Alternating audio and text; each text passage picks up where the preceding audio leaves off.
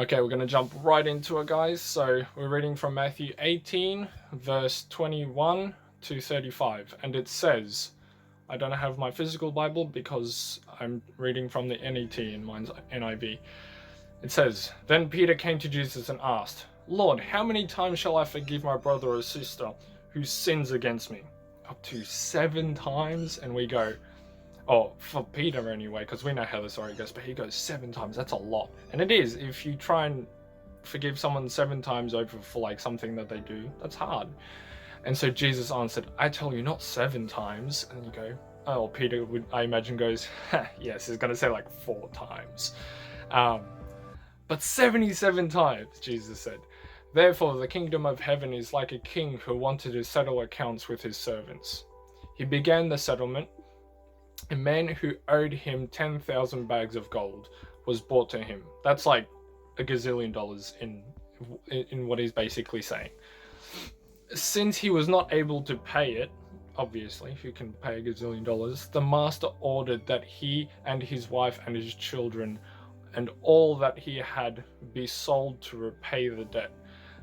Which that's very normal back in the day. If you couldn't pay off a debt, you would then go and live at the person's property who you owe the debt to and work off your debt. Obviously, because he couldn't pay or even can pay it, he will work there forever. But at this, the servant fell on his knees before him. Be patient with me, he begged, and I will pay back everything. The servant's master took pity on him, cancelled the debt, and let him go. I think pity is a bit of a weird word because we don't use it, but I think compassion.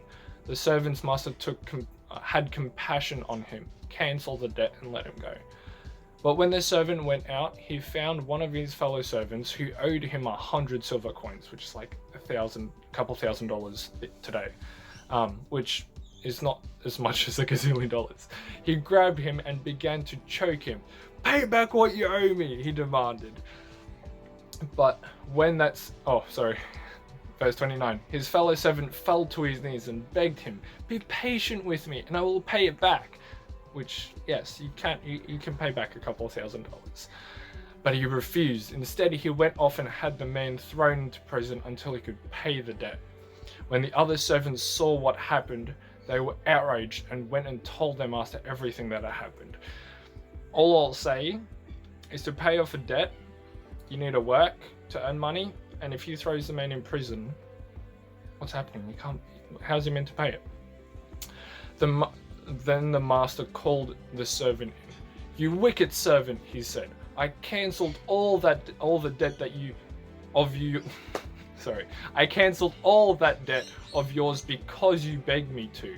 Shouldn't you have had mercy on your fellow servant just as I had on you?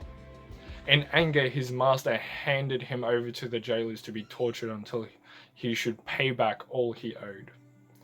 This is how my heavenly Father will treat each of you unless you forgive your brother or sister from your heart.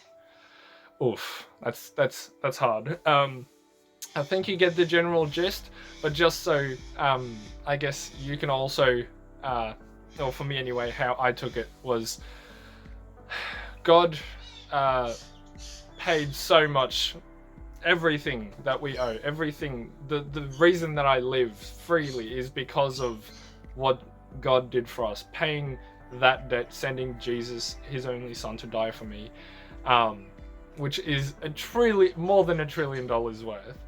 And so for me to then hold a grudge or bear unforgiveness towards another person, how is that just?